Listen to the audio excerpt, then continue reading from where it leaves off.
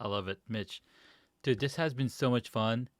I absolutely love it. I'll definitely will have to bring you back on the podcast because there's so many different aspects of that we haven't been able to touch in this episode. For example, you know, questions around secret sauce of organizing and delivering impactful event, or talking about what are the key elements of an effective sales message that resonates with TV and live audiences. Because you've been a pitch person with Yes. Home Shopping Network. There's so many aspects that we want to dig in, and we're actually going to do that in another episode. But before we go, I want to ask three hacks that my audience can take away from you around the space. For example,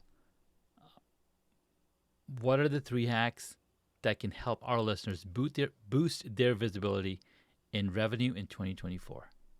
Okay.